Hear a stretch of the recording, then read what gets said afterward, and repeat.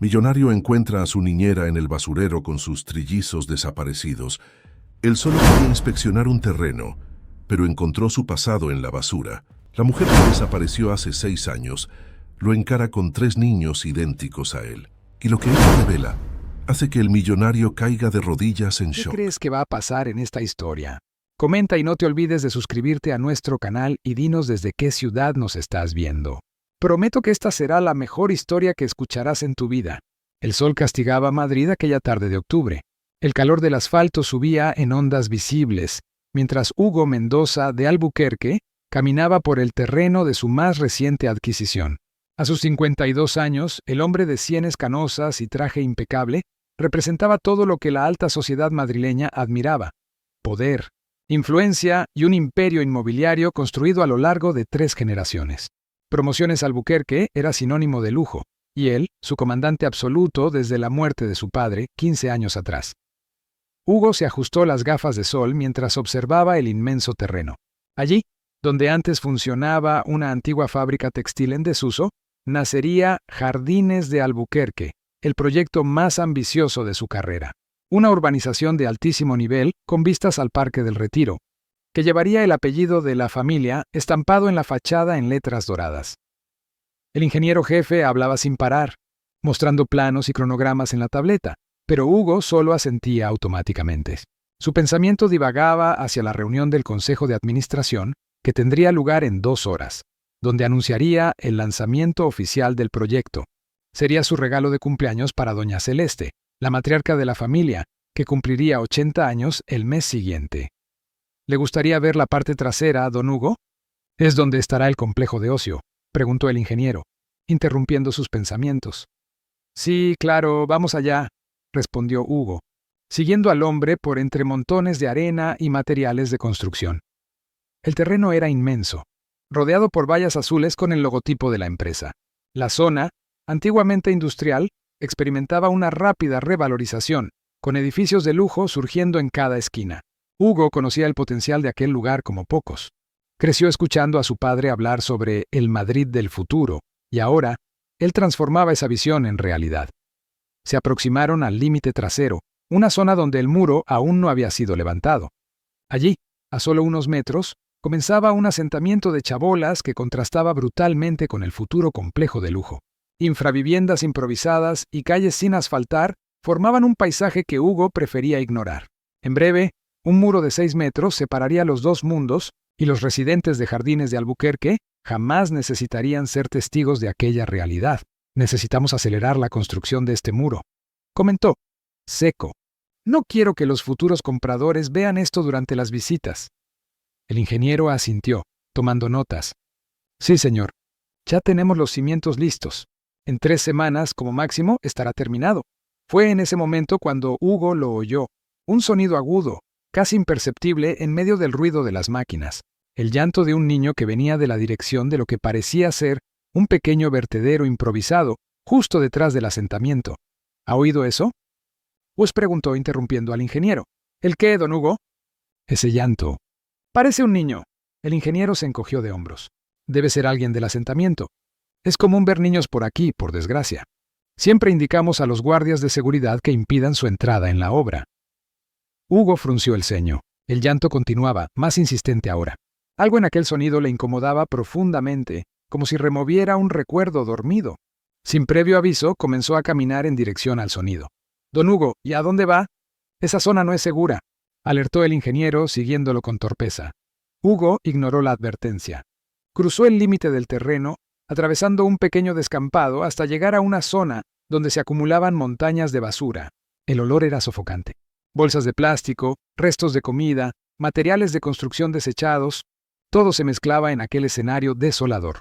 El llanto se intensificó, ahora acompañado de voces infantiles. Fue entonces cuando los vio. 3 niños, de aproximadamente 5 o 6 años, sucios y vestidos con ropa rota, agachados en torno a una figura caída entre las bolsas de basura. Una mujer delgada, con el rostro cubierto por un cabello oscuro y enmarañado, parecía desvanecida. «¡Mamá, despierta! ¡Mamá!», llamaba uno de los pequeños, sacudiendo el esquelético brazo de la mujer. Hugo sintió que el corazón se le aceleraba. Se acercó despacio, intentando no asustar a los niños. Cuando estuvo más cerca, vio que la mujer respiraba con dificultad. Su rostro estaba pálido, con profundas ojeras y labios resecos. ¿Necesitáis ayuda?, preguntó, arrodillándose junto a los niños, que retrocedieron asustados. Uno de los niños, el más delgado de los tres, se colocó delante de sus hermanos en una postura protectora. «Es nuestra madre. Solo está cansada», dijo, con una firmeza impresionante para alguien tan pequeño. Hugo intentó sonreír para tranquilizarlos. «Quiero ayudar. Vuestra madre parece enferma». Fue cuando la mujer tosió y abrió los ojos lentamente. Hugo sintió como si el mundo dejara de girar. Conocía esos ojos. Conocía ese rostro, incluso devastado por el tiempo y el sufrimiento. «¿Leticia?».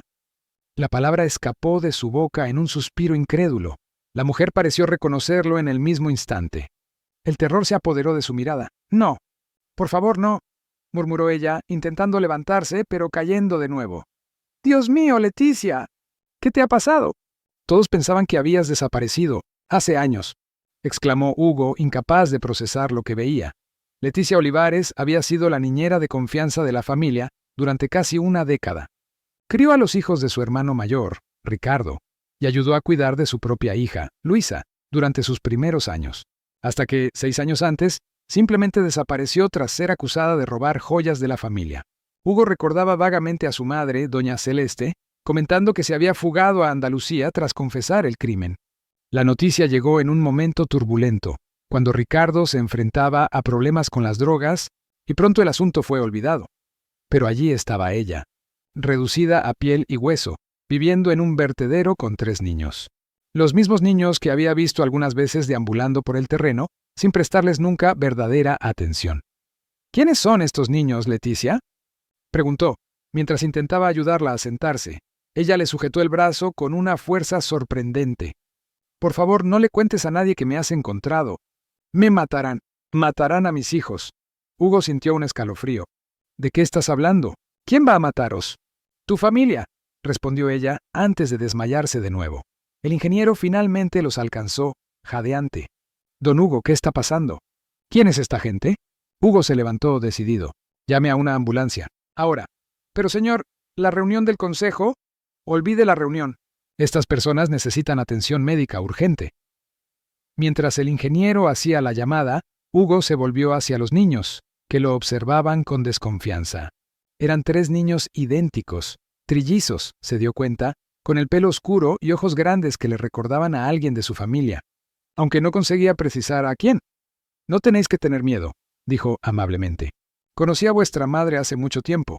Vamos a llevarla al hospital para que se ponga mejor». El niño que había hablado antes lo miró con intensidad. «¿Usted es el hombre de la casa grande? Mamá siempre nos dijo que tuviéramos cuidado con la gente de la casa grande». Aquellas palabras golpearon a Hugo como un puñetazo. ¿Qué historia era esa? ¿Por qué Leticia estaría viviendo de esa forma? Y sobre todo, ¿por qué tendría tanto miedo de la familia para la que había trabajado durante años? La ambulancia llegó 20 minutos después. Los paramédicos evaluaron rápidamente que Leticia sufría de desnutrición severa y deshidratación. Los niños, aunque delgados, parecían estar en mejor estado, lo que indicaba que la madre probablemente se privaba de comida para alimentarlos. Hugo acompañó la camilla hasta la ambulancia, con los 3 niños agarrados a sus piernas, negándose a separarse de su madre. «Voy con vosotros», decidió para sorpresa del ingeniero. «¿Y la reunión? Don Hugo, llame a mi secretaria. Diga que he tenido una emergencia familiar y que necesitamos reprogramarla». En el trayecto al hospital, Hugo observó a los pequeños que se apretujaban contra él en el asiento de la ambulancia, con los ojos fijos en su madre inconsciente, cómo Leticia, la dulce Leticia que había conocido, había acabado en esa situación. La mujer que recordaba era alegre, cariñosa, casi parte de la familia, una profesional en la que todos confiaban. La acusación de robo nunca tuvo sentido para él, pero, ocupado con sus propios problemas y confiando en el juicio de su madre, nunca cuestionó la historia. Al llegar al hospital, Leticia fue llevada inmediatamente a urgencias. Hugo usó su influencia para garantizar una habitación privada y el mejor equipo médico. Los niños, a regañadientes, fueron examinados por una pediatra. El diagnóstico fue el esperado: desnutrición leve, signos de negligencia, pero ningún problema grave de salud. «Son niños resilientes», comentó la doctora. «Y muy unidos. Rara vez veo hermanos tan protectores entre sí». Hugo observaba a los niños por la ventana de la sala de examen. Había algo perturbadoramente familiar en ellos. La forma de la barbilla, la mirada. De repente, una posibilidad aterradora comenzó a formarse en su mente. Su teléfono no paraba de sonar. Doña Celeste, su madre, llamaba insistentemente. La reunión del consejo era crucial. El lanzamiento de Jardines de Albuquerque sería el 100% gran evento social del año, con reservas ya hechas en el club más exclusivo de la ciudad. Pero por primera vez en su vida, Hugo ignoró las llamadas de la matriarca. Pasaron 4 horas hasta que Leticia despertó. Hugo entró solo en la habitación, después de dejar a los niños al cuidado de una enfermera que les ofreció comida y un baño. En la cama del hospital, con suero y medicamentos corriendo por sus venas, Leticia parecía aún más frágil, una sombra de la mujer fuerte que él había conocido. ¿Cómo te encuentras?, y preguntó acercando una silla a la cama. Leticia giró el rostro hacia la pared. ¿Por qué me has traído aquí? No tengo cómo pagar un hospital. No te preocupes por eso. Quiero entender qué pasó, Leticia. ¿Por qué vivías en ese vertedero? ¿Por qué huiste? ¿Y quiénes son esos niños? Ella permaneció en silencio durante un largo rato, como si sopesara cada palabra. Finalmente, lo miró con los ojos llorosos. Esos niños son tus sobrinos, Hugo. Son hijos de tu hermano, Ricardo. Hugo sintió como si el suelo se abriera bajo sus pies. ¿Qué? Eso no es posible. Ricardo nunca mencionó. Me lo habría dicho. Tu hermano no lo sabía. O mejor dicho, no quería saberlo. Leticia se secó una lágrima rebelde. Cuando descubrí que estaba embarazada, se lo conté. Ricardo estaba en una mala racha, consumiendo muchas drogas. Me dio dinero para que abortara, pero no pude. No podía quitarles la vida a mis hijos. La cabeza de Hugo daba vueltas. Ricardo, su hermano mayor, había fallecido apenas 3 meses antes, tras años luchando contra la adicción. Dejó 2 hijos adultos de su primer matrimonio, pero nunca imaginó que pudiera tener otros. ¿Y qué pasó después? Leticia respiró hondo, reuniendo fuerzas. Cuando doña Celeste descubrió el embarazo, se puso furiosa. Dijo que estaba intentando dar un golpe a la familia, que quería una parte de la herencia para mis hijos. Me llamó a su despacho y me dio 2 opciones. O abortaba, recibía una cantidad de dinero y continuaba trabajando como si nada hubiera pasado. ¿O qué? Y presionó Hugo, aunque temía la respuesta. O sería acusada de robo, encarcelada, y perdería no solo el trabajo, sino cualquier oportunidad de volver a trabajar como niñera. ¿Y elegiste huir? Leticia soltó una risa amarga. ¿Huir? No, Hugo. Yo no huí. Fui expulsada. La misma noche en que me negué a abortar, tu madre puso sus joyas en mi bolso y llamó a la policía. Cuando llegaron los agentes, dijo que tenía una propuesta. O firmaba una confesión y desaparecía para siempre, o me detenían en el acto, embarazada y todo. Hugo sintió náuseas. Conocía el temperamento difícil de su madre, su obsesión por el estatus de la familia, pero jamás habría imaginado que fuera capaz de algo tan cruel. Eso no puede ser verdad, murmuró. ¿Recuerdas a Jairo? ¿Aquel guardia de seguridad que trabajaba para tu padre? Y continuó Leticia. Él me llevó a la estación de autobuses, me dio dinero para un billete a un pueblo de Castilla-La Mancha y me dijo que no volviera nunca, o sufriría las consecuencias. Estaba aterrorizada, embarazada y sola. ¿Pero por qué estás aquí en Madrid? ¿Por qué precisamente en esta zona? Leticia desvió la mirada, como si escondiera algo. Volví después de un año. No tenía a dónde ir. Conseguí un trabajo como limpiadora en un edificio de oficinas, usando otro nombre. Pero cuando nacieron los trillizos fue imposible continuar. Nadie contrata a una mujer con 3 bebés a la vez. Nos echaron de la pequeña habitación que alquilaba y acabamos en la calle. Hugo intentaba procesar todo aquello. La historia era absurda, demasiado terrible para creerla. Pero mirando a Leticia, su estado, el miedo en sus ojos, supo que era verdad. ¿Y nunca intentaste buscarme? ¿Pedir ayuda? ¿Para qué, Hugo? ¿Para que tu madre me acusara de nuevos delitos? ¿Para arriesgar la vida de mis hijos? Y le sujetó el brazo con fuerza. Ella es capaz de todo para proteger el nombre de la familia. Lo sabes. Un pesado silencio cayó entre ellos. Hugo pensó en su madre, en la figura imponente que gobernaba la familia con mano de hierro desde la muerte de su padre. Doña Celeste, con su moño impecable y sus joyas de familia, era respetada y temida a partes iguales. Él mismo, un hombre adulto y exitoso, todavía temblaba ante su desaprobación. Tus hijos, mis sobrinos. Comenzó, intentando reorganizar sus pensamientos. ¿Saben quién es su padre? Solo saben que su padre era un hombre rico que no podía reconocerlos. Nunca le hablé mal de Ricardo. Les dije que tenía problemas, que estaba enfermo. En ese momento, la puerta se abrió y los 3 niños entraron corriendo, seguidos por la enfermera que se disculpaba por su descontrol. Limpios y con ropa de hospital, parecían otros niños. Más sanos, más vivos. ¡Mamá!, gritaron al unísono, subiéndose a la cama para abrazarla. Leticia sonrió por primera vez, una sonrisa que iluminó su rostro cansado. «Mis niños, ¿os habéis bañado? ¿Estáis limpitos?». El más hablador de los 3, que Hugo ahora percibía como el líder natural del grupo, respondió. «Sí, mamá. Y comimos arroz con carne. Hasta había postre». Hugo observaba la escena, emocionado y confuso. Esos 3 niños eran sus sobrinos, sangre de su sangre. ¿Cómo no se había dado cuenta antes? Ahora, viéndolos limpios, el parecido con Ricardo a la misma edad era innegable. La misma forma de la cara, la misma mirada decidida. «Niños», llamó Leticia suavemente, «este es vuestro tío Hugo. Es hermano de vuestro padre». Los 3 lo miraron con renovada curiosidad. El líder dio un paso al frente. «Mi nombre es Gabriel. Estos son mis hermanos Rafael y Miguel». Hugo sintió un nudo en la garganta. Extendió la mano que le temblaba ligeramente. «Mucho gusto, Gabriel. Rafael, Miguel. Yo lo siento mucho por no haberos conocido antes». «¿Usted es rico como nuestro padre?», Pius preguntó Rafael, el del medio, con una franqueza desconcertante. «¡Rafael! No se preguntan esas cosas», lo reprendió Leticia, avergonzada. Hugo sonrió. «No pasa nada. Sí, Rafael, tengo dinero. Y voy a usar ese dinero para cuidar de vosotros y de vuestra madre a partir de ahora». Los ojos de Leticia se abrieron de par en par. «Hugo, no lo entiendes. Tu madre. Mi madre no tiene derecho a hacer lo que hizo contigo». «Con vosotros», interrumpió Hugo con una firmeza que se sorprendió a sí mismo. «Estos niños son hijos de mi hermano. Son Albuquerque, lo acepte mi madre o no». «Te va a destruir», susurró Leticia, «para que los niños no oyeran. No conoces su poder». «Quizás no lo conozca», admitió Hugo, «pero tampoco la he enfrentado de verdad nunca. Siempre fui el hijo obediente, el ejecutor de sus voluntades. Ahora veo que eso tiene que cambiar». Miguel, el más callado de los 3, se acercó a Hugo y le tocó la cara con curiosidad. «¿Te pareces al hombre de la foto que guarda mamá?». Hugo miró interrogante a Leticia, que se sonrojó. «Es la única foto que tengo de Ricardo. Se la he enseñado algunas veces para que supieran cómo era su padre». Aquel pequeño gesto, Leticia guardando una foto de Ricardo, mostrándosela a sus hijos, preservando su memoria a pesar de todo, conmovió a Hugo profundamente. ¿Qué tipo de mujer mantenía viva la memoria del hombre que la abandonó embarazada?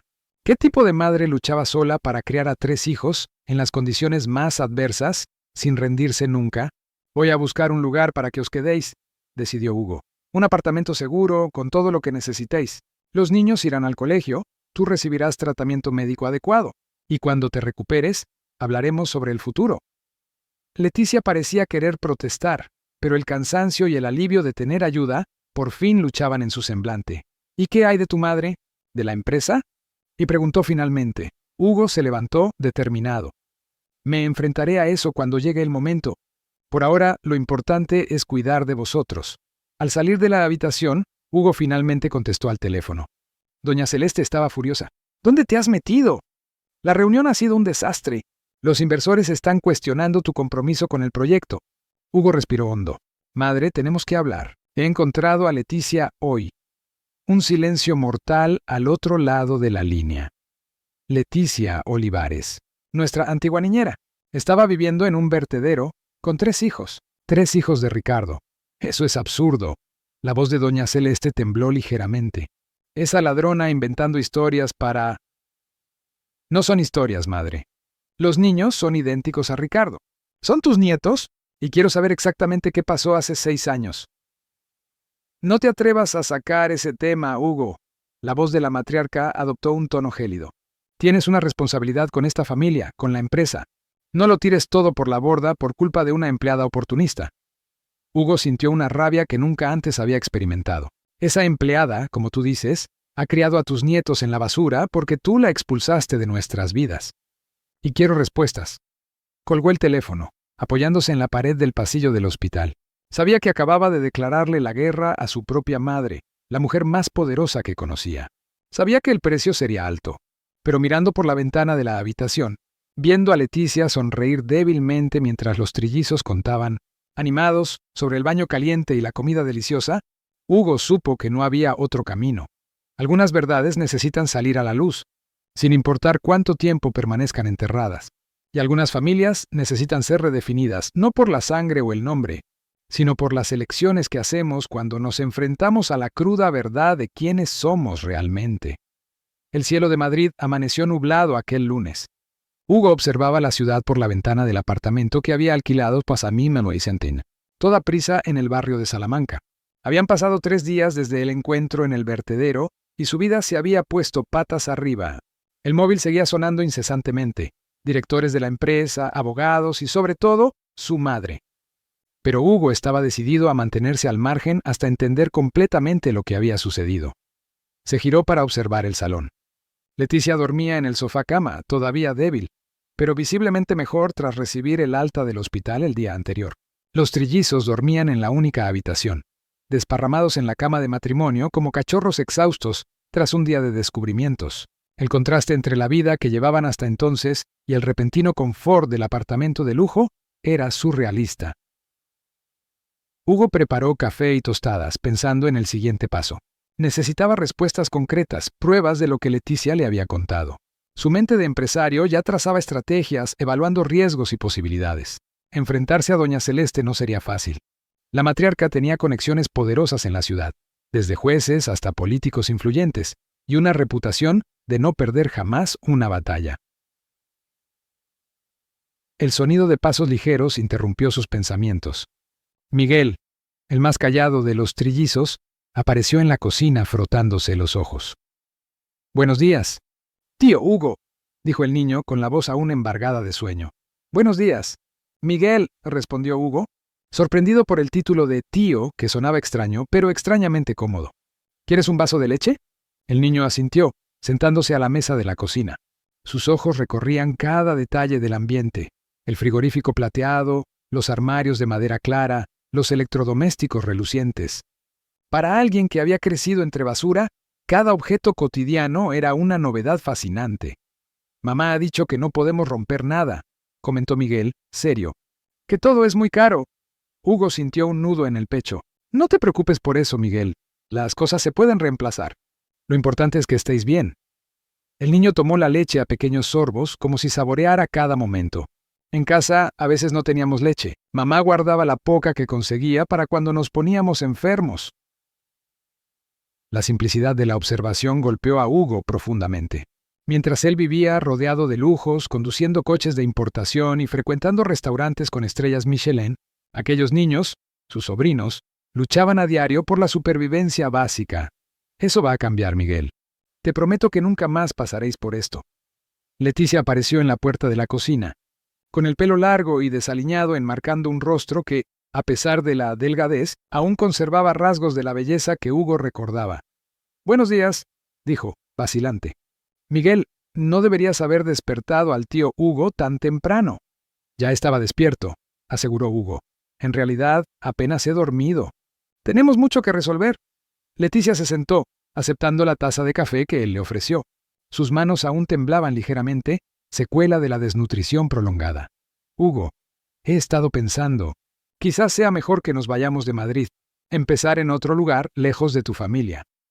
«Huir no es la solución, Leticia. Ya habéis huido demasiado. Ahora es el momento de enfrentar la verdad». «No entiendes de lo que es capaz tu madre», insistió ella, bajando la voz para que Miguel no la escuchara. «En los últimos 6 años he vivido con un miedo constante a que me encontrara, a que se llevara a mis hijos». Hugo frunció el ceño. «¿Por qué haría eso? Si el objetivo era ocultar el embarazo, ¿por qué le importarías después de que salieras de cena?» Leticia desvió la mirada. «Porque sé cosas, Hugo. Cosas que vi y oí mientras trabajaba en la mansión. Tu madre siempre sospechó de eso». Antes de que pudiera dar más detalles, Rafael y Gabriel entraron en la cocina, compitiendo por ver quién llegaba primero. La energía de los dos contrastaba con la quietud contemplativa de Miguel. Los 3 juntos formaban un retrato completo. Gabriel, el líder. Rafael, el inquisitivo, y Miguel, el observador. Unidos por la sangre y las circunstancias, pero cada uno con su marcada individualidad. «¿Hay chocolate?», me preguntó Rafael yendo directo al grano. «¡Rafael!», lo reprendió Leticia avergonzada. Hugo se rió. Sí, hay. Y después del desayuno, he pensado en llevaros a comprar ropa. ¿Qué os parece?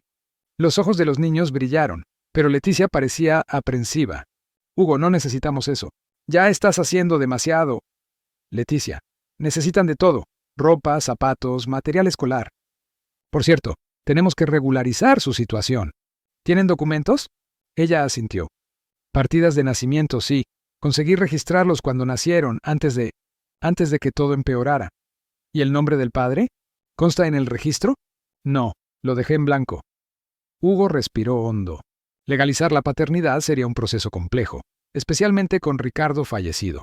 Tendría que hacer pruebas de ADN, demostrar el parentesco, y cada paso en esa dirección significaría exponer la historia al escrutinio público y a los ojos vigilantes de doña Celeste. El teléfono vibró de nuevo. Era Cristina, su prima, la única persona de la familia a la que Hugo le había contado parte de lo que estaba sucediendo. Tengo que contestar, dijo, saliendo de la cocina. Cristina Albuquerque Montero era hija del hermano menor de su padre, una rama menos influyente de la familia. Siempre había sido la oveja negra. Se licenció en trabajo social en lugar de administración de empresas o derecho, y prefirió trabajar en ONGs a asumir cargos en la empresa familiar. Doña Celeste la toleraba por cortesía, pero nunca ocultó su desprecio por las ideas progresistas de su sobrina. Cris, qué bien que llamas. Hugo, las cosas están complicadas. Su voz sonaba tensa. Tía Celeste ha convocado una reunión extraordinaria del consejo para mañana. Están diciendo que has tenido un colapso, que estás bajo la influencia de drogas o algo así. ¿Qué? Hugo casi gritó, alejándose hacia el pasillo para que no lo oyeran. Eso es absurdo. Conoces a tu madre. Está preparando el terreno para algo más grande. Si no apareces mañana, lo usarán como pretexto para apartarte temporalmente de la presidencia. Hugo se pasó la mano por el pelo, frustrado. La empresa era su vida, el resultado de años de duro trabajo, aunque fuera bajo la sombra vigilante de su madre. Cris, necesito contártelo todo. No es solo sobre Leticia. Hay mucho más en esta historia. En pocas palabras, le relató lo que había descubierto. Los trillizos, las acusaciones falsas, el abandono orquestado por doña Celeste. Hubo un silencio al otro lado de la línea. Hugo, eso es terrible, pero no me sorprende. ¿Cómo que no? Cristina dudó. ¿Recuerdas cuando te encontré en el hospital después de que Ricardo sufriera la sobredosis hace unos 2 años? Sí, claro. Ese día vi a Leticia en urgencias. Estaba con uno de los niños, el que parecía ser el mayor. Hugo se quedó helado. ¿Por qué no me lo contaste nunca? Porque me suplicó que no dijera nada. El niño tenía neumonía. Estaba muy mal. Ella estaba desesperada, sin dinero para los medicamentos. Yo la ayudé como pude. Le di dinero, compré los antibióticos, pero me hizo jurar que no le contaría a nadie de la familia que la había visto. Hugo sintió una mezcla de conmoción y rabia. Su prima sabía que Leticia estaba en Madrid, sabía de los niños y no le había contado nada. ¿Por qué, Cris? ¿Por qué ocultar algo tan serio? Porque Leticia me contó parte de la historia.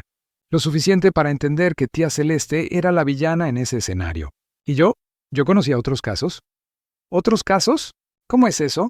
Otras empleadas que desaparecieron repentinamente a lo largo de los años, siempre con alguna justificación conveniente.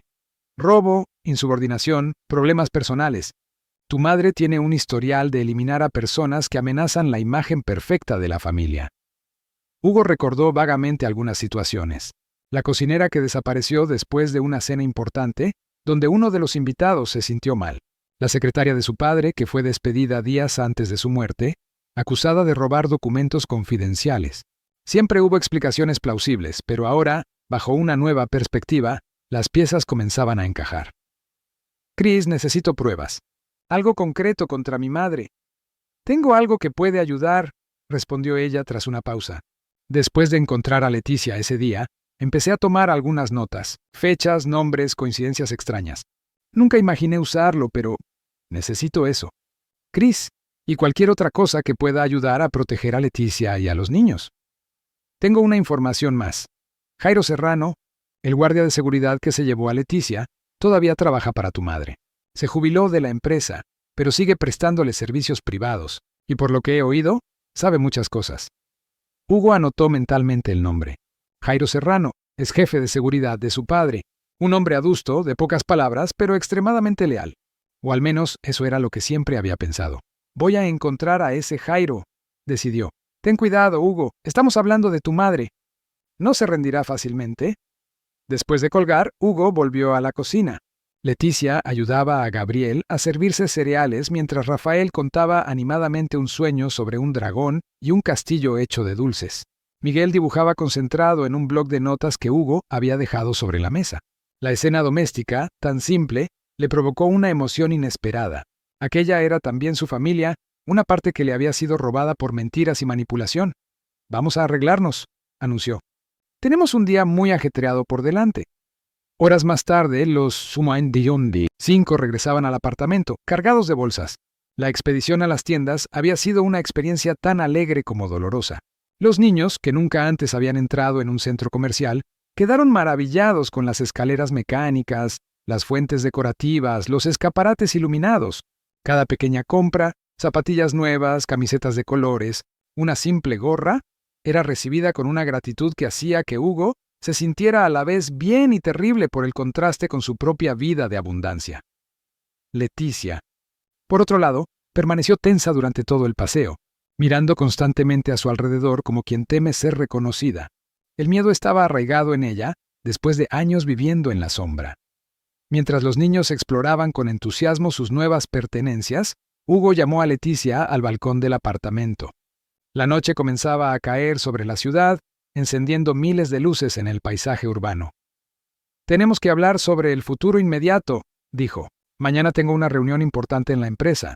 No puedo faltar o me arriesgo a perder el control de todo. ¿Vas a contarle lo nuestro? Pero preguntó Leticia con la aprensión evidente en su voz. Todavía no. Necesito prepararme mejor, reunir pruebas, pero quiero que tú y los niños estéis seguros mientras tanto. Estamos bien aquí, aseguró ella. No es suficiente. Mi madre tiene recursos, Leticia. Si descubre dónde estamos, podría intentar algo. ¿Crees que llegaría tan lejos? Hugo pensó en las revelaciones de Cristina, en el patrón de comportamiento de la matriarca a lo largo de los años. No estoy seguro de lo que sería capaz de hacer, y eso es lo que me preocupa. Tomó una decisión rápida, cogiendo el teléfono. Voy a llamar a Carlos, mi chofer de confianza. Os llevará a mi casa de la playa en Javea. Allí estaréis seguros hasta que resuelva esta situación. Pero los niños necesitan ir al colegio, tener una rutina. Eso vendrá después, Leticia. Ahora, la prioridad es vuestra seguridad. Mientras ella volvía adentro, reacia pero resignada, Hugo hizo otra llamada. A su abogado particular, no al del bufete de la empresa.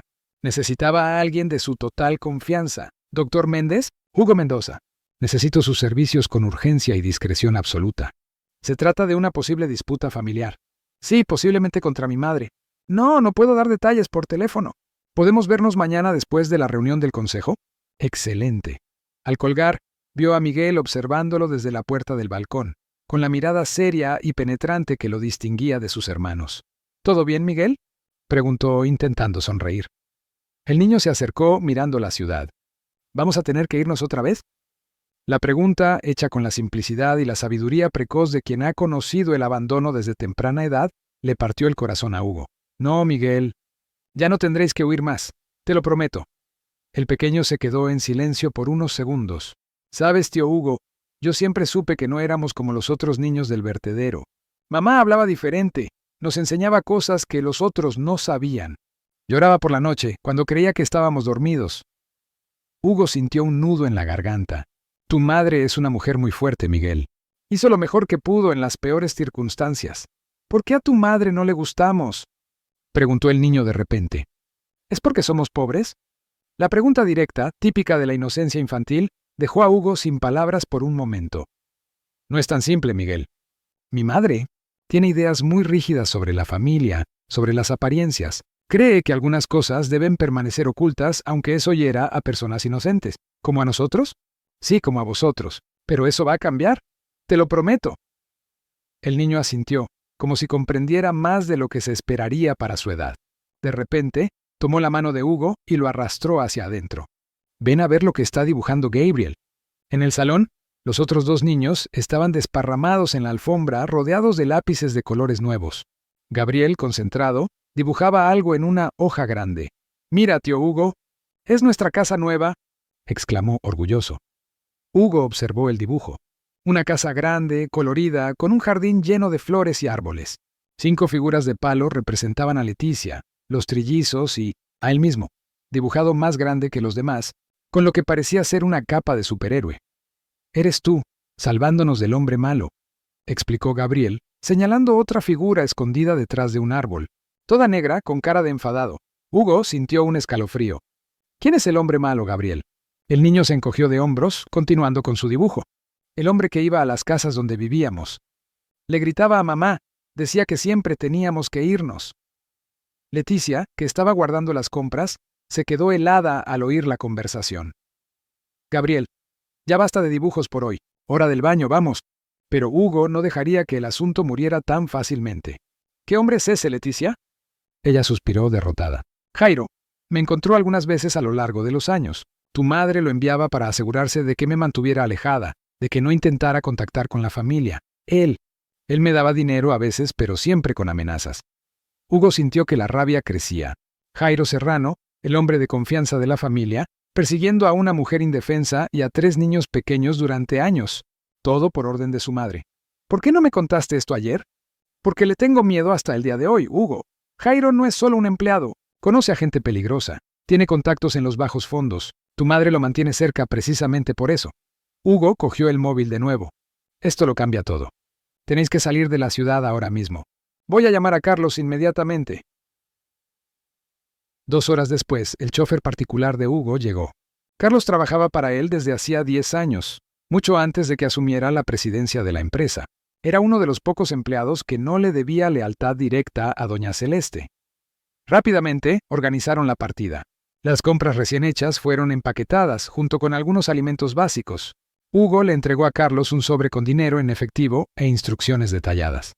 «Nadie puede saber a dónde vais, ni siquiera mi secretaria. Usad solo efectivo, nunca tarjetas, y llámame solo desde este teléfono desechable», le indicó Hugo, entregándole un aparato simple a Leticia. Ella parecía a punto de llorar, dividida entre la gratitud y el miedo. «¿Cuánto tiempo estaremos escondidos?». «El mínimo posible», le aseguró. «Necesito confrontar a mi madre, reunir pruebas en su contra. En cuanto sea seguro, os traeré de vuelta y lo resolveremos todo legalmente». Los trillizos, emocionados con la idea de conocer el mar por primera vez, se despidieron de Hugo con fuertes abrazos. Gabriel, el más expansivo, prometió hacer un dibujo de la playa para el tío. Rafael preguntó varias veces si habría helado. Miguel, siempre más contenido, solo miró largamente a Hugo antes de decir: «Vas a estar bien, ¿verdad?». Aquella preocupación genuina de un niño que apenas lo conocía conmovió a Hugo profundamente. «Sí, Miguel, no te preocupes por mí. Disfruta de la playa, disfruta de ser un niño. Te lo mereces». Cuando el coche partió, Hugo permaneció en la acera durante largos minutos, sintiéndose a la vez aliviado y aprensivo. Estaba a punto de enfrentarse a la matriarca de la familia Albuquerque, la mujer que lo había criado, que había moldeado su carácter y su visión del mundo, pero que también era capaz de crueldades inimaginables para preservar las apariencias. Volviendo al apartamento vacío, Hugo se sentó en el sofá aún marcado por el pequeño cuerpo de Miguel, que se había quedado dormido allí mientras veían una película infantil más temprano. Los juguetes nuevos, olvidados en la prisa de la partida, estaban esparcidos por el suelo. La presencia de aquellas 4 personas que habían entrado en su vida apenas 3 días antes ya había alterado profundamente su percepción del mundo. Su teléfono sonó. Era de nuevo Cristina. «Acabo de hablar con mi contacto en el bufete de abogados que asesora a tía Celeste», dijo, sin preámbulos.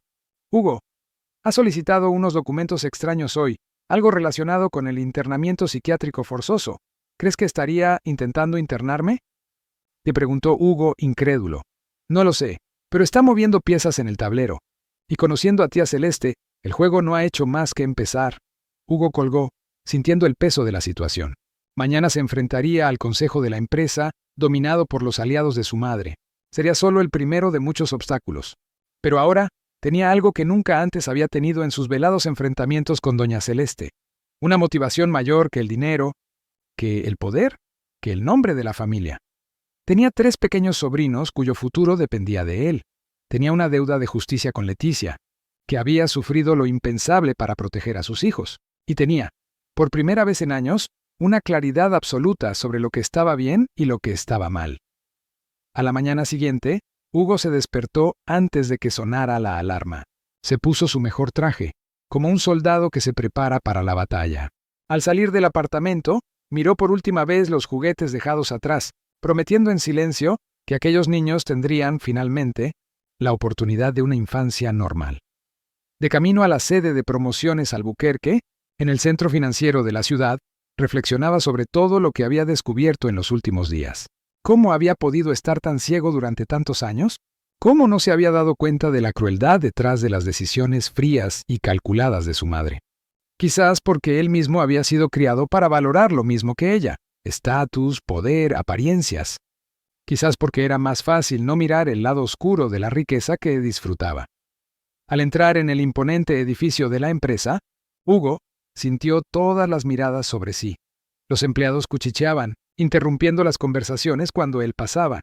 El rumor sobre su supuesto colapso mental ya se había extendido, exactamente como su madre lo había planeado. En el ascensor panorámico que subía hasta el último piso, donde se encontraba la sala del consejo, Hugo respiró hondo. Estaba a punto de entrar en una arena donde su madre reinaba de forma absoluta desde hacía décadas, donde cada consejero, cada director le debía algo, donde su palabra era prácticamente ley. Pero hoy sería diferente. Hoy, Hugo Mendoza de Albuquerque no luchaba solo por su posición o por su orgullo, luchaba por la verdad, y por una familia recién descubierta que merecía justicia. Las puertas del ascensor se abrieron. En el pasillo, su secretaria lo esperaba con expresión afligida. «Don Hugo, gracias a Dios que ha venido. Están todos en la sala del consejo. Doña Celeste llegó hace media hora y está furiosa». Hugo sonrió, con una calma que se sorprendió hasta a sí mismo. «Gracias, Marcia.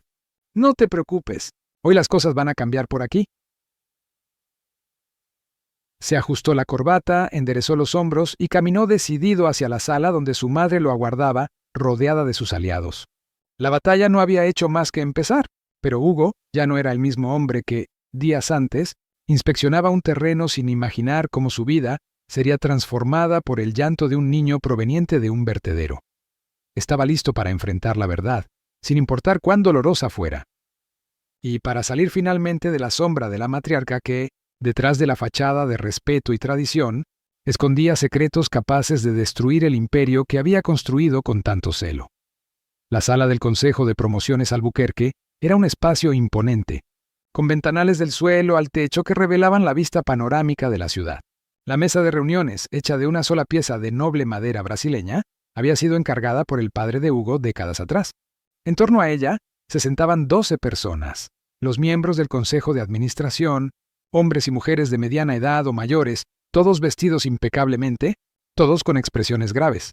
En la cabecera, como siempre, estaba doña Celeste Albuquerque. A sus 80 años, la matriarca mantenía una postura impecable, el pelo blanco perfectamente recogido en el severo moño que era su seña de identidad, el conjunto de tuid azul marino, a juego con el collar de perlas que nunca se quitaba.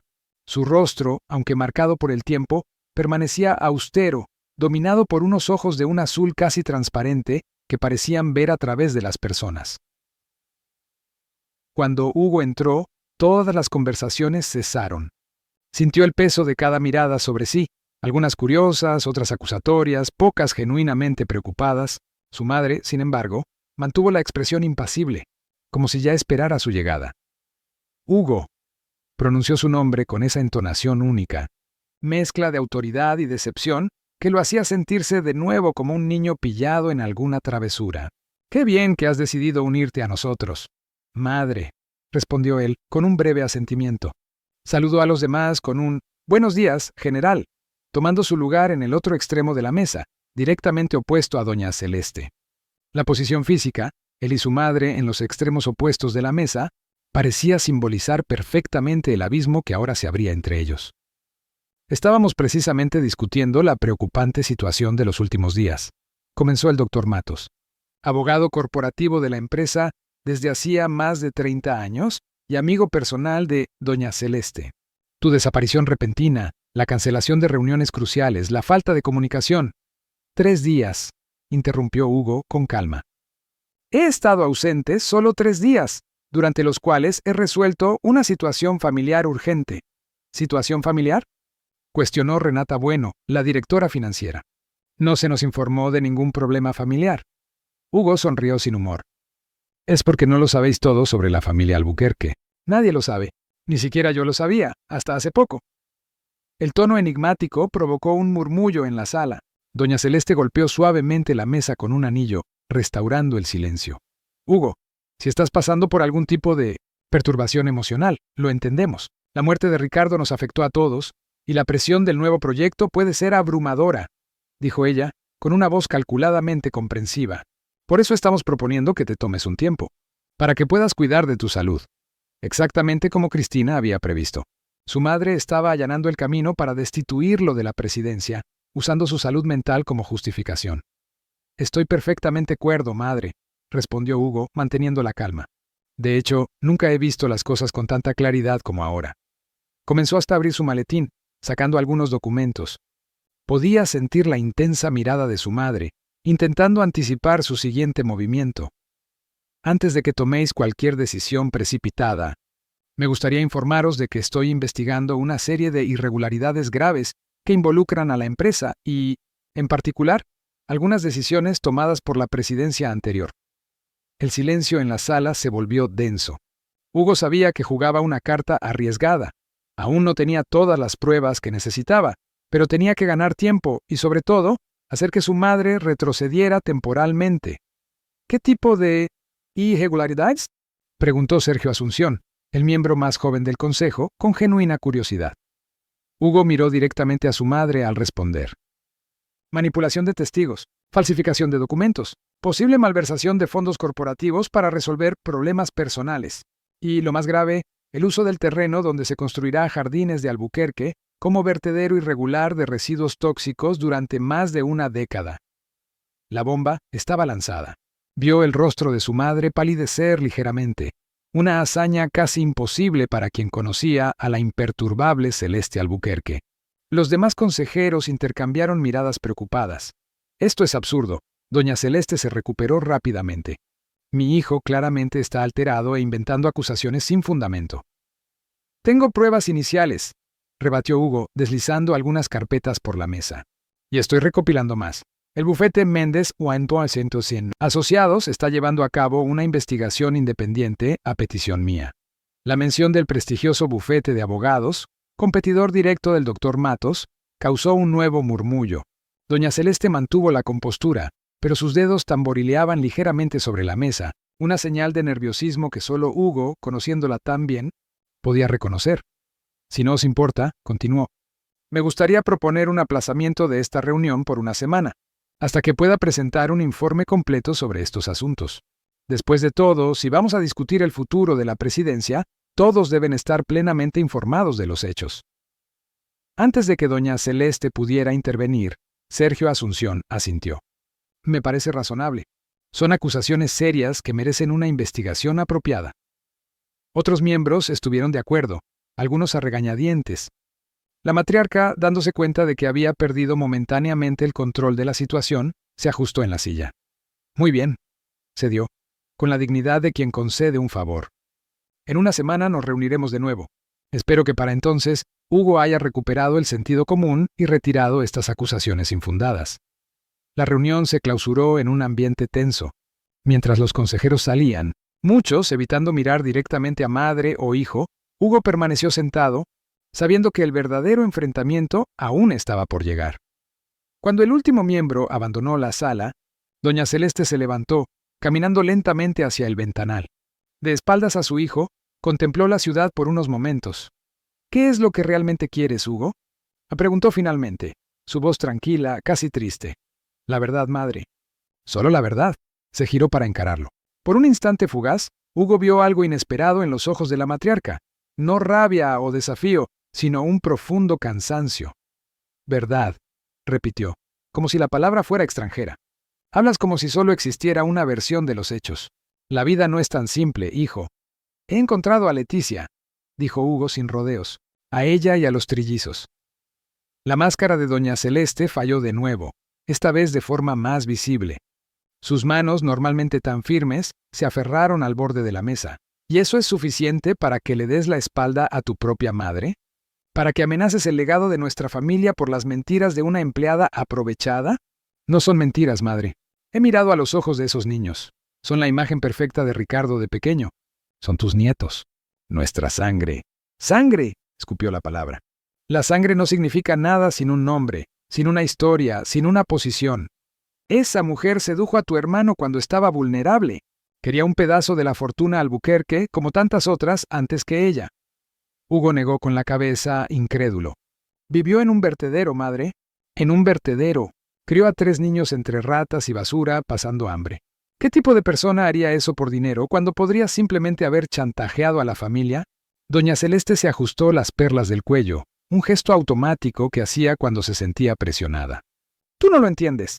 Nunca has entendido el peso de ser quienes somos. No, madre. Eres tú la que nunca ha entendido el significado básico de la humanidad. La frase quedó suspendida entre ellos como una sentencia. Doña Celeste enderezó los hombros, recuperando su altiva postura. ¿Dónde están ahora?, preguntó súbitamente práctica. Hugo entrecerró los ojos, desconfiado. En un lugar seguro, lejos de tu alcance. No seas melodramático. Soy tu madre, no una villana de telenovela. Una madre que falsificó acusaciones contra una empleada inocente, que la forzó a vivir como una fugitiva con 3 niños, que envió a su matón para amenazarla durante años. Doña Celeste suspiró profundamente. «¿Qué quieres, Hugo? ¿Dinero? Podemos establecer un fondo para esos niños, garantizarles educación, comodidad, siempre y cuando permanezcan discretamente alejados del nombre de la familia». Hugo sintió que la rabia crecía. ¿Eso es lo que crees que quiero? ¿Comprar su silencio, como hiciste con tantos otros? No, madre. Quiero justicia. Quiero que Ricardo sea reconocido como el padre de esos niños. Quiero que Leticia reciba una reparación por todo lo que ha sufrido. Quiero que la verdad salga a la luz y destruir todo lo que hemos construido en el proceso, la reputación que ha costado generaciones establecer. Si nuestra reputación depende de enterrar crímenes y crueldades, entonces quizás merezca ser destruida. Doña Celeste se acercó, quedando cara a cara con su hijo. De cerca, podía ver las finas líneas de edad que el maquillaje intentaba ocultar, los pequeños vasos rotos en sus ojos claros. Por un instante, pareció verdaderamente vieja. «Tienes una semana», dijo, con una frialdad calculada.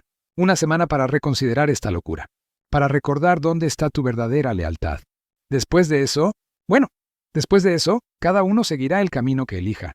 La amenaza era clara. Hugo asintió, aceptando el desafío implícito. Una semana, entonces. Al salir de la sala de reuniones, ignoró las miradas curiosas de los empleados en el pasillo. Su teléfono vibró. Un mensaje de Carlos informando de que Leticia y los niños habían llegado sanos y salvos a la casa de la playa. Al menos eso lo tranquilizaba momentáneamente. Su siguiente parada sería el despacho del doctor Méndez, en el centro histórico de la ciudad. El abogado, un hombre meticuloso de 60 años, lo recibió con su seriedad habitual. «Hemos investigado el caso de la señora Leticia Olivares», informó tras las formalidades iniciales. «Hay registros policiales de una acusación de hurto contra ella, fechada hace 6 años. La denuncia fue retirada mediante un acuerdo, pero el incidente consta en su ficha». «Mi madre se encargó de todo», comentó Hugo, amargado. «Como siempre, hay más», continuó el abogado. «Hemos identificado un patrón de empleados despedidos bajo acusaciones similares a lo largo de los últimos 20 años. Aproximadamente 15 casos, siempre cerrados rápidamente, siempre con generosos acuerdos extrajudiciales, siempre y cuando la persona en cuestión abandonara la ciudad. ¿15? Hugo se quedó genuinamente sorprendido. ¿Tantos? Lo más preocupante es lo que les sucedió a algunos de ellos después. 3 sufrieron accidentes sospechosos. 2 simplemente desaparecieron sin dejar rastro. Los demás, bueno, la mayoría cambió de identidad o se fue muy lejos. Hugo sintió un escalofrío. El alcance de la operación de su madre para proteger el nombre de la familia era mayor de lo que había imaginado. «Necesito pruebas concretas, doctor. Algo que pueda usar contra mi madre si es necesario». «Entiendo su urgencia, señor Mendoza, pero estamos hablando de una de las familias más poderosas del país. Su madre tiene contactos en todas las esferas, jurídica, política, mediática. Debemos ser extremadamente cautelosos. ¿Cuánto tiempo para reunir un dossier completo?». El abogado reflexionó. «Con los recursos adecuados, quizás 2 semanas. Hay registros bancarios que analizar, testigos que localizar. Tengo solo una semana», respondió Hugo decidido. «Concéntrese en los casos más recientes. en los que tengamos mayores posibilidades de probar. Y quiero todo sobre Jairo Serrano, el jefe de su seguridad personal. Tras otra hora discutiendo estrategias, Hugo dejó el despacho con la promesa del abogado de trabajar día y noche en el caso. Su siguiente paso sería más arriesgado. Necesitaba encontrar a Jairo personalmente. El ex jefe de seguridad vivía en una urbanización de clase media en Arganzuela, lejos de la mansión de los Albuquerque en La Moraleja. Hugo condujo hasta allí, con cuidado de no ser seguido. Durante el trayecto llamó a Cristina. «¿Cómo fue la reunión?», preguntó ella ansiosa. «Gané una semana. Pero la situación es peor de lo que imaginábamos. Cris, mucho peor». Le relató brevemente lo que el abogado había descubierto. El patrón de empleados acusados falsamente. Los accidentes sospechosos. «Dios mío», murmuró Cristina. «Siempre supe que tía Celeste era implacable, pero esto... Necesito tu ayuda. ¿Conoces a alguien que trabajara directamente con mi madre y dejara la empresa en los últimos años? ¿Alguien que pudiera hablar?» Hubo una pausa pensativa al otro lado de la línea. Teresa Gómez, su antigua asistente personal. Fue despedida hace unos 3 años, acusada de filtrar información a la competencia. Siempre me pareció extraña la historia, porque Teresa era absurdamente leal. ¿Sabes dónde está ahora? No, pero tengo el contacto de su hermana. Puedo intentar averiguarlo. Hazlo, por favor. Es urgente. Al llegar a la urbanización donde vivía Jairo, Hugo aparcó al otro lado de la calle, observando el movimiento. El edificio era sencillo, pero bien conservado, la típica residencia de clase media alta. Como esperaba, no tardó mucho en ver a Jairo salir, vestido de civil, pero con la inconfundible postura de quien ha pasado la vida en el servicio de seguridad. Hugo esperó a que se alejara del edificio antes de seguirlo discretamente. El exguardia caminó 2 manzanas hasta un pequeño bar en la esquina, el tipo de establecimiento frecuentado por policías jubilados y guardias de seguridad, con un televisor siempre sintonizado en partidos de fútbol y cerveza servida en jarras heladas. Entrando unos minutos después, Hugo encontró a Jairo sentado solo en un rincón, observando la tele sin verdadero interés. Se acercó directamente. Los subterfugios no funcionarían con un hombre entrenado como él. «Jairo», saludó, acercando una silla.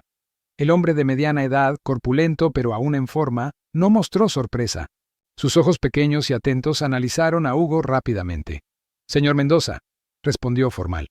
«Su madre comentó que usted estaba agitado últimamente». «Me imagino que sí». Hugo hizo una seña al camarero pidiendo una cerveza. «He encontrado a gente que conoces bien, a Leticia y a los trillizos». Jairo no reaccionó, pero sus ojos se entrecerraron casi imperceptiblemente. «No sé de qué me está hablando. No insultes mi inteligencia. Sé que la vigilabas todos estos años, que la amenazabas para que mantuviera la distancia». Cuando el camarero trajo la cerveza y se alejó, Jairo se inclinó ligeramente. «Se está metiendo en aguas peligrosas. Le sugiero que retroceda mientras pueda». «¿Aguas peligrosas?», repitió Hugo con una sonrisa sin humor. «¿Como las de las 15 personas que mi madre acusó falsamente a lo largo de los años? ¿Como los accidentes que algunos de ellos sufrieron después?». Por primera vez vio una preocupación genuina en los ojos del guardia. «¿Qué quieres?», pues preguntó Jairo, abandonando el tratamiento formal. «Quiero la verdad. Quiero saber quién más está involucrado. Quiero pruebas de los crímenes que cometió mi madre». Jairo soltó una breve carcajada. «¿Y crees que te entregaría eso? ¿Que me incriminaría a mí mismo?». «Creo que tienes conciencia, Jairo, que no eres solo un robot que sigue órdenes. Estoy seguro de que viste el estado en el que vivía Leticia. En ese vertedero, con 3 niños pequeños». El hombre desvió la mirada, un breve destello de incomodidad cruzando su rostro. «Yo solo cumplía órdenes», murmuró. «La clásica coartada de los cómplices», rebatió Hugo. «Pero te ofrezco una salida. Colabora conmigo, entrega lo que sabes y te garantizaré que no serás procesado junto con mi madre». «¿Procesado?». Jairo pareció genuinamente sorprendido. ¿De verdad pretendes llevar a tu propia madre ante la justicia? Y si es necesario. El guardia tomó un largo sorbo de su cerveza, pensativo. «Usted no conoce a doña Celeste como yo. No se va a quedar sentada viendo cómo destruye todo lo que ella ha construido. ¿De qué es capaz?». Jairo miró a Hugo largamente, como si midiera sus palabras. «De cualquier cosa. Absolutamente cualquier cosa para proteger el legado de los Albuquerque. Créame, he visto cosas que me mantienen despierto por la noche». «¿Cómo qué, exactamente?». El exguardia miró a su alrededor, comprobando que nadie los oía. «No puedo hablar aquí, y no sé si estoy dispuesto a hablar, punto. Tengo una familia, Tengo una vida. Leticia también la tenía, rebatió Hugo, incisivo. Piénsalo. Piensa en los niños creciendo en un vertedero mientras tú recibías órdenes para garantizar que permanecieran olvidados. Algo pareció cambiar en el semblante de Jairo. Un peso visible se posó sobre sus hombros. Mía, deje su número. Consideraré sus propuestas. No era lo que Hugo esperaba, pero era un comienzo. Dejó una tarjeta con su número personal sobre la mesa y se levantó. Una última cosa, dijo, inclinándose. Si me pasa algo a mí o a Leticia y los niños, un dossier completo sobre todas las actividades de mi madre, y las tuyas, será entregado automáticamente a la Policía Nacional y a la prensa. Piénsalo también. Al salir del bar, Hugo se sentía mental y emocionalmente agotado. El enfrentamiento con su madre, la conversación con el abogado, el encuentro con Jairo,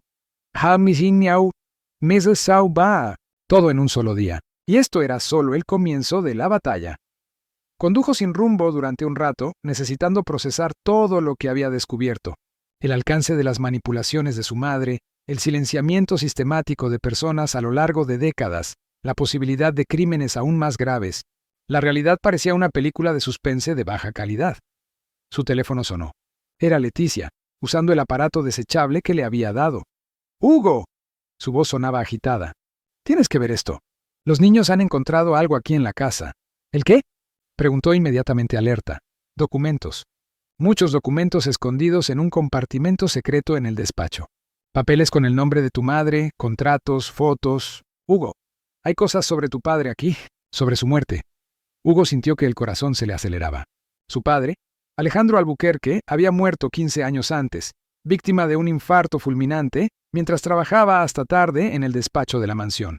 Estaba solo cuando ocurrió. Solo doña Celeste lo encontró, ya sin vida, a la mañana siguiente.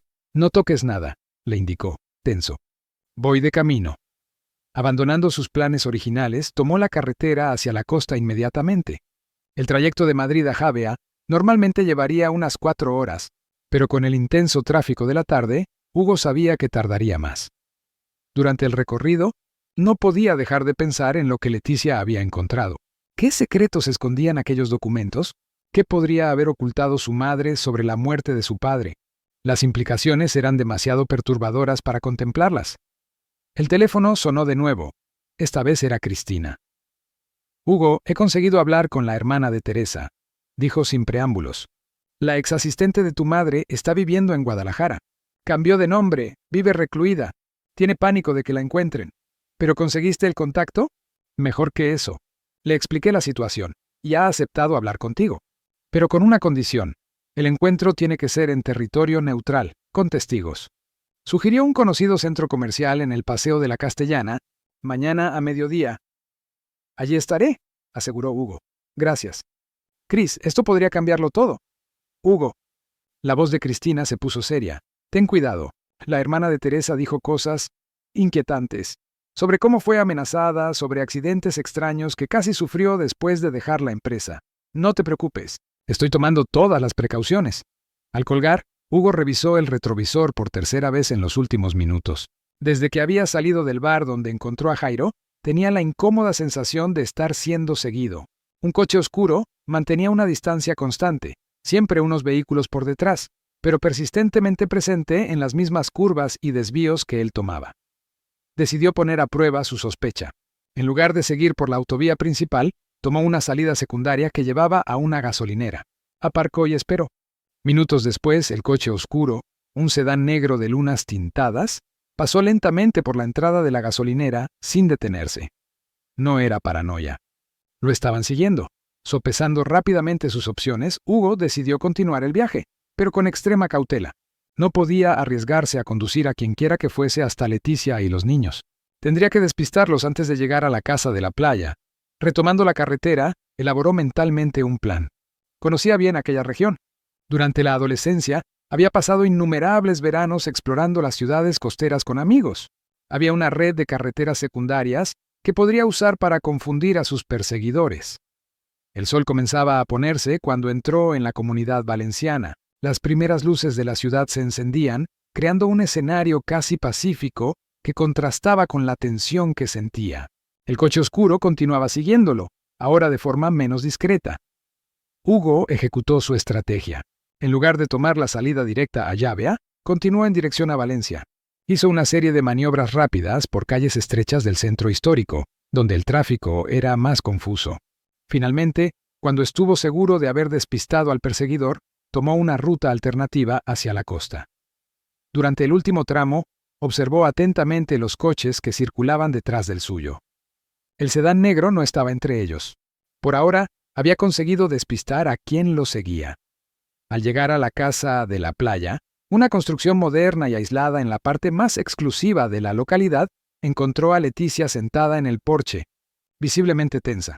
Los niños jugaban en la arena, a distancia, bajo la atenta mirada de Carlos, el chófer. «Perdona el retraso», dijo Hugo, abrazándola brevemente. «Tuve que tomar algunas precauciones. ¿Alguien te ha seguido?», preguntó ella, alarmada. «Lo intentaron, pero conseguí despistarlos. ¿Dónde están los documentos que mencionaste?». Leticia lo condujo al despacho de la casa, una habitación pequeña pero elegante, con vistas al mar. Señaló la estantería de libros. Miguel estaba explorando y accidentalmente presionó algo aquí. Una parte de la estantería se movió, revelando un compartimento. Hugo examinó el mecanismo. Un sistema simple pero ingenioso de presión en uno de los adornos de la estantería que, al ser accionado, liberaba un cajón oculto. Dentro de él, encontró una carpeta de cuero desgastada, repleta de documentos amarillentos por el tiempo. «No lo he mirado todo», explicó Leticia. «Pero vi el nombre de tu padre en varios papeles, fechas, fotografías». Con las manos ligeramente temblorosas, Hugo abrió la carpeta. La primera fotografía mostraba a su padre, mucho más joven, junto a una mujer que no era su madre. En el reverso, una fecha, 1975, y la inscripción, Alejandro y Clara, Río de Janeiro. «¿Quién es Clara?», murmuró más para sí mismo que para Leticia. Continuó examinando el contenido. Había cartas, documentos legales, recortes de periódicos antiguos. Poco a poco, una historia comenzó a formarse. Una historia que su madre había mantenido enterrada durante décadas. Una historia que, si salía a la luz, podría reescribir por completo el legado de la familia Albuquerque. Hugo se sentó pesadamente en la silla del despacho, aturdido por lo que acababa de descubrir.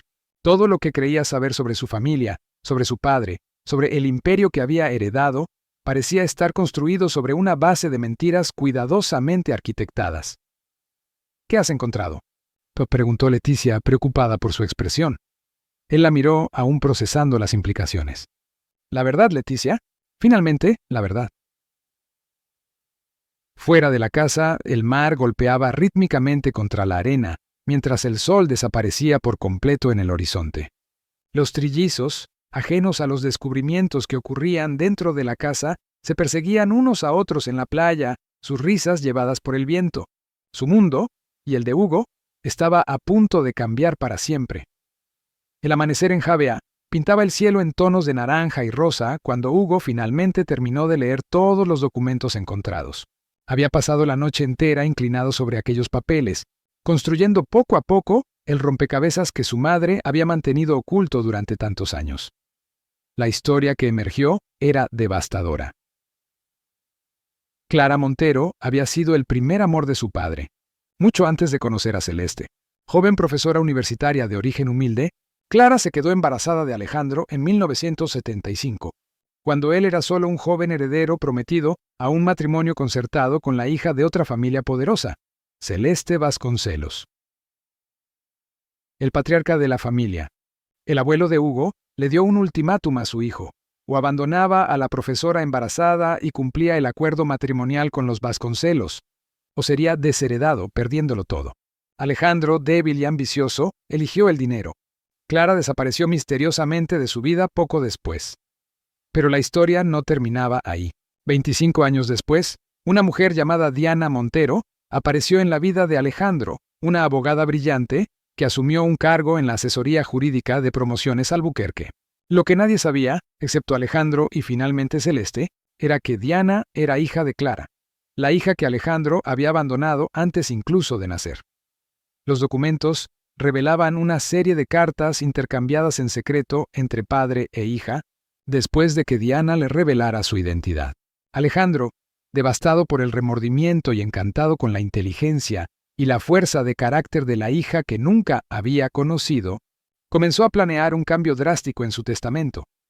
Pretendía reconocerla públicamente y garantizarle una parte significativa de la fortuna familiar. Fue entonces cuando ocurrió su muerte repentina.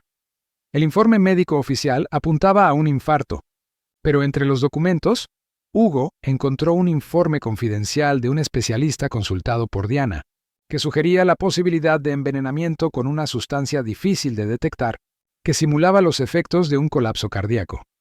En las últimas páginas de la carpeta, una carta manuscrita de Diana, fechada una semana después de la muerte de Alejandro. Sé quién lo hizo. Sé por qué. Tengo pruebas y no voy a renunciar a la justicia para mi padre.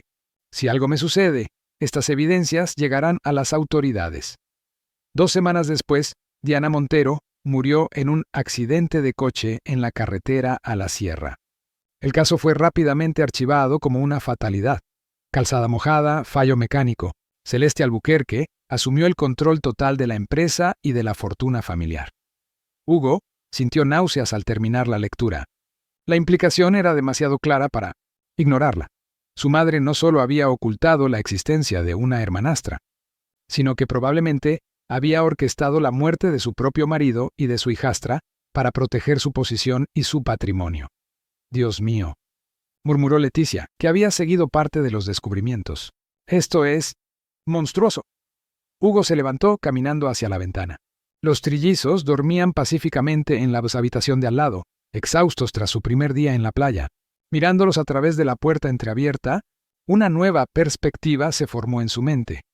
La comprensión de que el imperio Albuquerque, que tanto apreciaba, había sido construido no solo con trabajo duro y visión de negocio, sino con crueldad sistemática y sangre. Necesito volver a Madrid hoy mismo, decidió. Voy a reunirme con Teresa, la exasistente de mi madre, y después la confrontaré con todo esto. Es peligroso, le advirtió Leticia preocupada. ¿Ella podría ser capaz de matarme? Completó Hugo con amargura. Sí, ahora creo que sí, pero no puedo retroceder, Leticia. No después de saber todo esto. Pocas horas después, Hugo conducía de vuelta a Madrid, llevando consigo los documentos originales y copias digitalizadas que había enviado a su abogado y a Cristina como garantía. Dejó instrucciones claras para Carlos. Si no tenía noticias suyas al anochecer, debía llevar a Leticia y a los niños fuera del país inmediatamente, usando pasaportes y dinero que Hugo guardaba en una caja fuerte en la casa. El centro comercial del Paseo de la Castellana estaba abarrotado aquella mañana de sábado. Hugo eligió una mesa en la zona de restauración, desde donde podía observar todas las entradas. Cristina llegó primero, visiblemente tensa. ¿Has podido dormir?, le preguntó sentándose frente a él. No mucho, respondió Hugo frotándose los ojos cansados. Cris, he encontrado cosas terribles. Brevemente le relató el contenido de los documentos. El rostro de su prima palideció progresivamente. Eso explicaría tantas cosas, murmuró. Los comportamientos extraños de tía Celeste tras la muerte del tío Alejandro, la prisa por enterrarlo todo, literalmente, la forma en que os aisló a ti y a Ricardo en las semanas siguientes, controlando todos vuestros contactos. ¿Te acuerdas de Diana, la abogada? Cristina frunció el ceño buscando en su memoria. Vagamente. Una mujer joven, muy seria. Recuerdo que causaba un efecto extraño en el tío Alejandro. Parecía a la vez orgulloso y atormentado cuando ella estaba cerca. ¿Ahora sabemos por qué? La conversación fue interrumpida por la llegada de una mujer de aproximadamente 50 años, con el pelo teñido de castaño y grandes gafas que ocultaban parcialmente su rostro. Se sentó nerviosamente, mirando constantemente a su alrededor. ¿Teresa?, preguntó Cristina suavemente. La mujer asintió. Tengo 20 minutos. Es todo lo que puedo ofrecer. Hugo fue directo al grano. Trabajaste como asistente personal de mi madre durante casi 10 años. Necesito saber qué pasó antes de tu despido. Teresa se ajustó las gafas, un tic nervioso. Me acusaron de vender información corporativa. Una mentira completa, por supuesto. Pero su madre tenía pruebas. Correos electrónicos falsificados, registros de transferencias bancarias que nunca recibí. ¿Por qué haría eso? La exasistente dudó, como si sopesara el riesgo de sus siguientes palabras. Porque encontré algo que no debía. Un diario que su madre guardaba bajo llave en el cajón de su despacho personal. Leí solo unas pocas páginas, pero fue suficiente. ¿Qué viste?, presionó Hugo. Anotaciones sobre un problema resuelto permanentemente. Detalles sobre cómo alterar la medicación del señor Alejandro gradualmente para no levantar sospechas. Una lista de personas que necesitaban ser neutralizadas para proteger el legado. Cristina soltó un ahogado sonido de horror. Hugo permaneció impasible, aunque su corazón latía acelerado. ¿Mi nombre estaba en esa lista?, preguntó. Teresa negó con la cabeza. No, solo el nombre de una tal Diana que ya había sido tratada y algunos otros nombres que no reconocí. Pero entendí lo que aquello significaba. Me guardé la información, seguí trabajando normalmente, pero creo que ella notó algo en mi comportamiento. 2 semanas después, me estaban escoltando fuera del edificio los guardias de seguridad, acusada de espionaje industrial. ¿Y después? Después, mi vida se convirtió en un infierno. Recibí amenazas anónimas. Entraron a robar en mi apartamento 2 veces, pero no se llevaron nada de valor. Mi coche casi explotó cuando giré la llave en el contacto. Un defecto en el cableado, según el mecánico pagado por la aseguradora. Entendí el mensaje y me fui de Madrid. Cambié de nombre, abandoné mi carrera, vivo prácticamente escondida desde entonces. Hugo sintió el peso de aquellas palabras. Teresa era una víctima más de la obsesión de su madre por el control y el poder. Necesito que testifiques. Que pongas esto por escrito, oficialmente. Teresa retrocedió visiblemente. Impossible. Sería mi sentencia de muerte. ¿Puedo garantizar tu seguridad?, insistió Hugo. Tengo recursos, conexiones independientes de mi madre. Nadie está verdaderamente a salvo de ella, rebatió Teresa. No entiendes con quién estás tratando. Entiendo mejor de lo que imaginas, respondió Hugo, abriendo la carpeta con los documentos encontrados en la casa de la playa. Y ahora tengo pruebas concretas. Los ojos de la exasistente se abrieron de par en par al examinar los papeles. Dios mío. Esto es suficiente. Solo con tu testimonio, argumentó Hugo.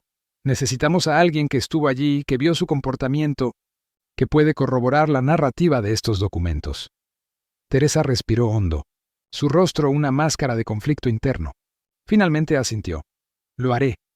Pero necesito garantías, un nuevo comienzo fuera del país. Identidad protegida, seguridad financiera. Tendrás todo eso, prometió Hugo. Mi abogado se pondrá en contacto contigo hoy mismo para organizar los detalles. Cuando Teresa se fue, visiblemente afectada pero decidida, Cristina agarró la mano de Hugo con fuerza. ¿De verdad vas a llegar hasta el final con esto? ¿Exponer a tu propia madre como una asesina? Hugo miró a su prima con la mirada firme y decidida. Ya no se trata solo de Leticia y los niños, Cris. ¿Cuántas vidas ha destruido? ¿Cuántas personas han muerto para que ella mantuviera su poder? Esto tiene que terminar. ¿Y qué pasará con la empresa? ¿Con la fortuna de la familia? Todo se irá por el desagüe cuando este escándalo explote. Quizás sea el precio a pagar, respondió Hugo. El dinero construido sobre cadáveres no trae felicidad, solo más culpa. Al salir del centro comercial, Hugo condujo directamente a la mansión de la familia en La Moraleja. Sabía que su madre estaría allí. Era sábado, y siempre dedicaba los sábados a recibir a sus amigos influyentes para almuerzos informales donde se discutían negocios reales bajo la fachada de eventos sociales. El guardia de seguridad en la entrada dudó al verlo. Claramente, tenía instrucciones específicas sobre su presencia, pero no se atrevió a impedirle el paso al hijo de la jefa. Hugo aparcó el coche en la entrada circular de la imponente mansión neoclásica, el mismo lugar donde había crecido, pero que ahora veía con nuevos ojos. Entrando sin anunciarse, encontró a su madre en el jardín de invierno, tomando el té con 2 mujeres de la alta sociedad madrileña. Su sonrisa se congeló al verlo acercarse. «Hugo, qué agradable sorpresa», dijo con la voz controlada. «Señoras, ya conocéis a mi hijo». «Tenemos que hablar», interrumpió Hugo sin rodeos. «En privado». Doña Celeste mantuvo su sonrisa plástica. «Claro, querido». «Señoras, si nos disculpan un momento».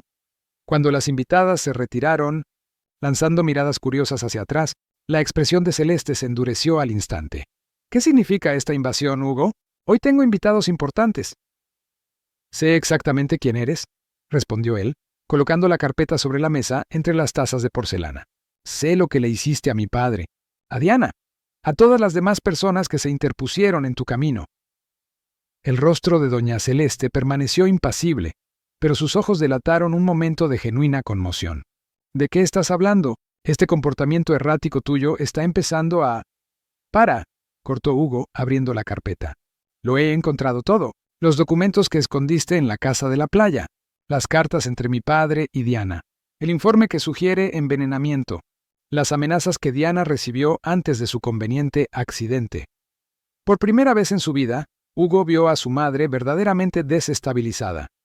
Fue solo un destello, un segundo de ojos desorbitados, labios temblando ligeramente, antes de que la máscara de control volviera a su lugar. No sé dónde has encontrado esa ficción, pero claramente estás alterado. Teresa también ha hablado conmigo, continuó Hugo implacable, sobre el diario que guardabas, sobre tus listas de problemas a resolver, sobre cómo alteraste gradualmente la medicación de mi padre.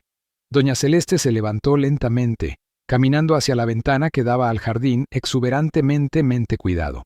Durante largos momentos permaneció en silencio, la espalda recta, los hombros firmes bajo el conjunto de seda azul marino. No lo entiendes, ¿verdad?, dijo finalmente sin girarse.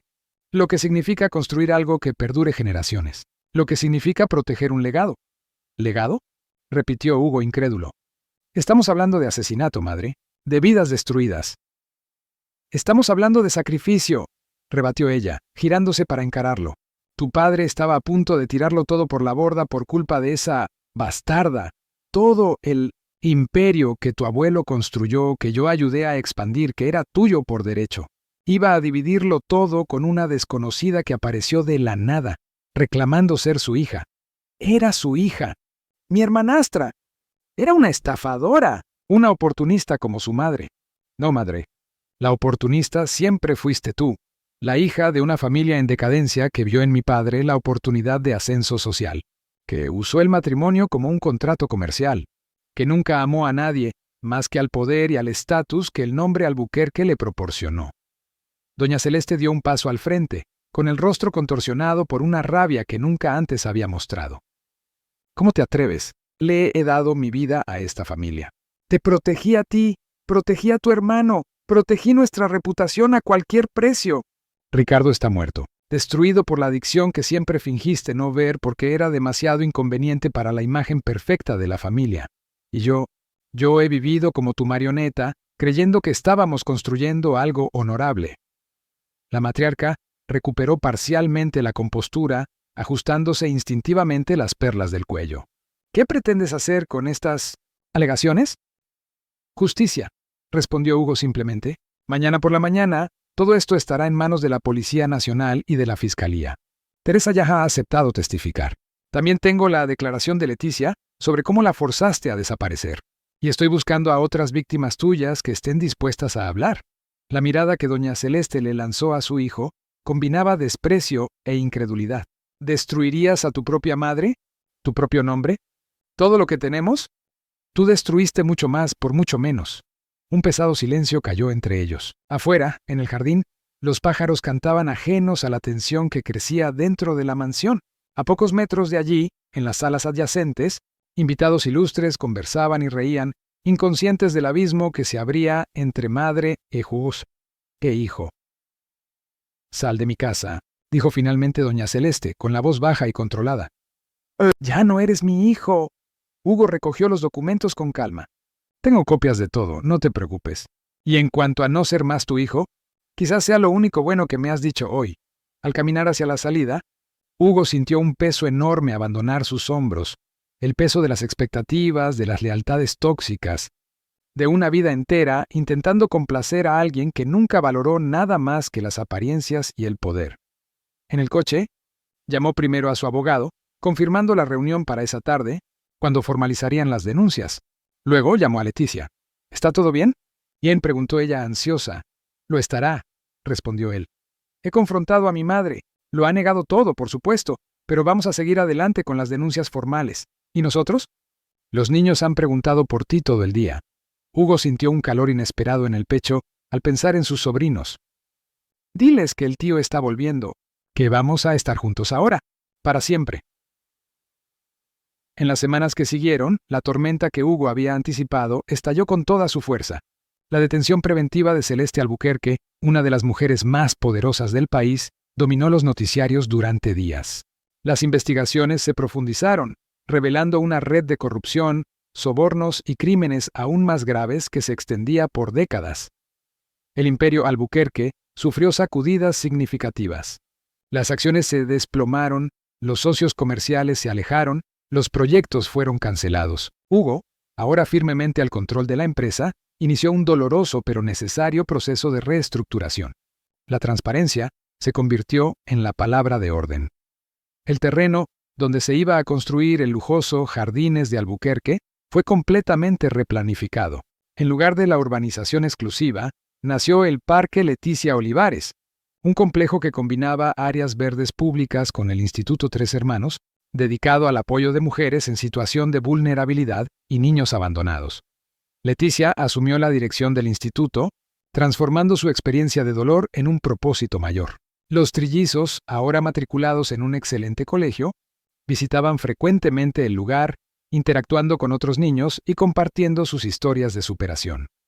La mansión de La Moraleja fue vendida, y Hugo se mudó a una casa más modesta, pero acogedora, con espacio suficiente para Leticia y los niños. Poco a poco, formaron lo que ninguno de ellos había tenido jamás: una familia verdadera, unida no por la sangre o el nombre, sino por el amor y el respeto mutuos. Una tarde soleada, 6 meses después del inicio de todo, Hugo observaba a los trillizos jugar en el jardín de la nueva casa. Gabriel, el líder natural, organizaba un juego complejo que involucraba una pelota y reglas que solo él parecía entender completamente. Rafael cuestionaba cada detalle, argumentando apasionadamente por cambios. Miguel, el observador silencioso, encontraba maneras creativas de sortear los problemas que surgían. Leticia se acercó, sentándose a su lado en el banco bajo el magnolio. «¿En qué estás pensando?», se preguntó, notando su mirada distante. «¿En cómo da vueltas la vida?», respondió Hugo, sonriendo. «En cómo encontramos luz en los lugares más inesperados». Ella asintió, comprendiendo. «Nunca imaginé que aquel día en el vertedero lo cambiaría todo. Que te convertirías en nuestra familia.